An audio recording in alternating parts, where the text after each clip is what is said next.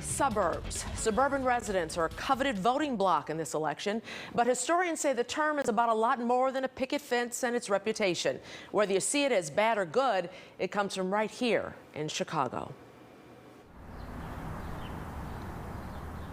Merriam-Webster defines a suburb as an outlying part of a city or town, or smaller community adjacent to or within commuting distance of a city.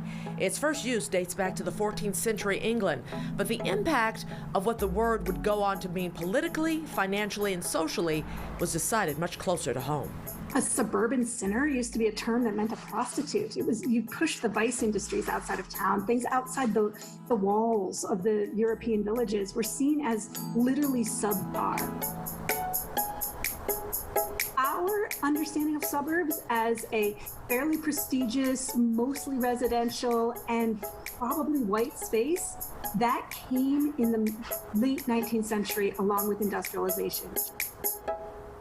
Elaine Lewanek is a professor of American Studies at California State University, Fullerton, and author of the book, The Working Man's Reward, Chicago's Early Suburbs and the Roots of American Sprawl. In 1870, there were African-American people in every ward of the city and most of the suburbs, but they were a minority. There were only 15,000 African-Americans in Chicago at a time when the population of Chicago was 1 million. They were welcomed everywhere.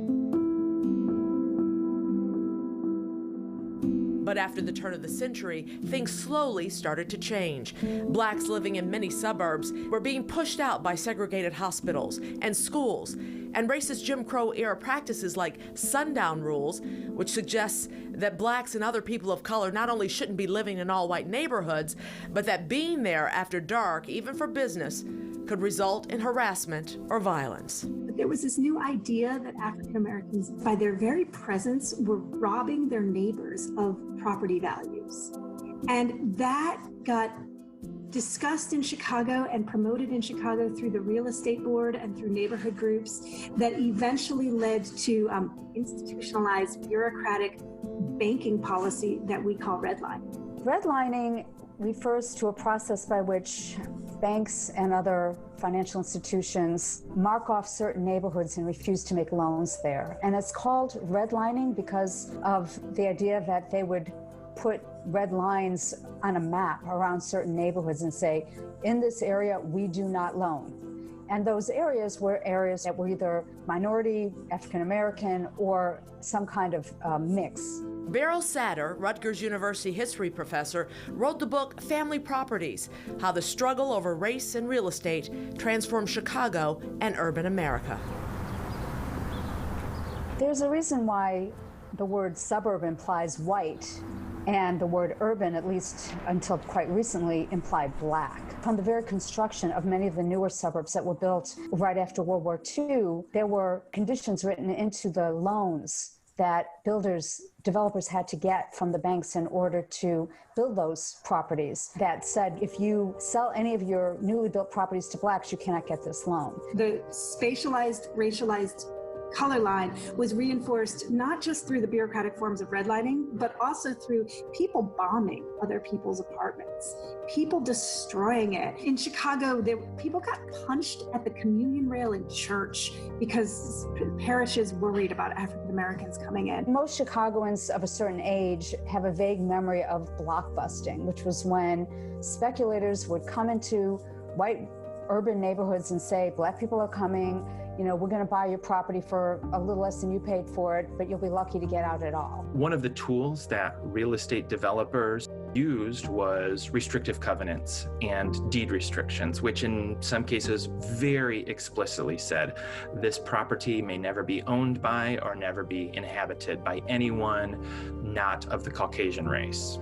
As much as it was about race, the color that also played a big role was green. They wanted to keep the black neighborhoods black. They wanted to keep the white neighborhoods white so that there was confidence in the stability of the market, because these programs came about in the wake of the Great Depression when home values and the financial sector was like thrown into upheaval. Author and Virginia Tech history professor Liddell Windling is also one of the core collaborators of Mapping Inequality, Redlining in New Deal America. It's a website based on documents that detail unveiled how 150 different cities were redlined. The research for the project led right back here to Chicago. At Northwestern University, where in the 30s, economists and the National Association of Realtors worked together to establish best practices for the growing profession of real estate. So after surveying realtors at the time, the federal government's Homeowners Loan Corporation classified neighborhoods into 4 distinct categories that range from A, which was seen as the best, areas like Lake Forest and Evanston, B, still desirable, and C, undesirable.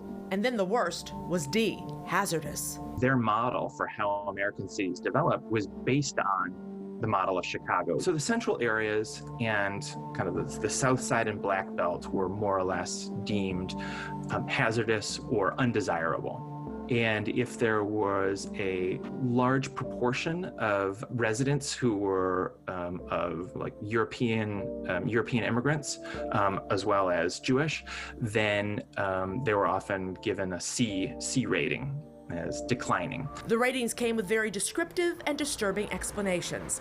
This one, Wendling reads, is for Chicago's Westtown neighborhood. This is one of the poorest areas around the Chicago Loop. Population is predominantly Italian. There's a marked infiltration of Negro from the area on the south. Most properties are little better than minimum shelter. The section has no future, but a slum clearance project could well be located in this district. Neighborhood is graded 4th class, D, redlined. And redlining didn't just keep residents out, it discouraged businesses. It's even harder to get any kind of individual or like corporate investment in a place.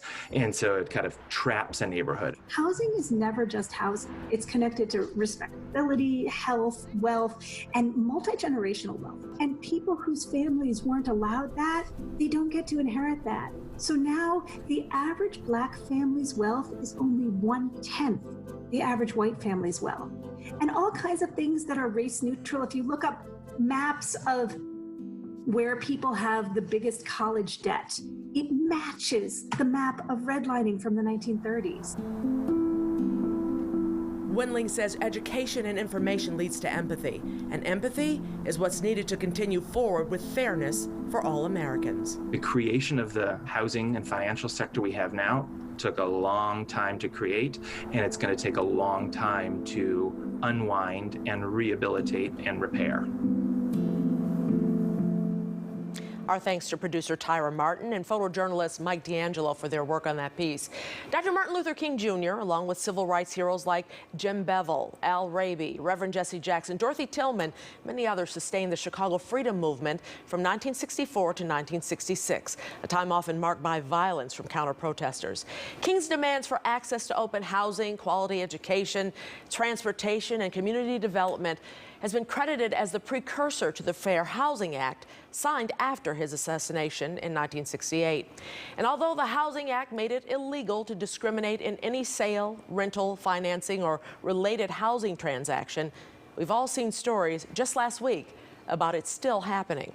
And by the way, the National Association of Realtors released a statement reading in part that they have taken concrete steps in our fight against racial bias and discrimination. In January, we began implementing our new ACT plan, which emphasizes accountability, culture change, and training.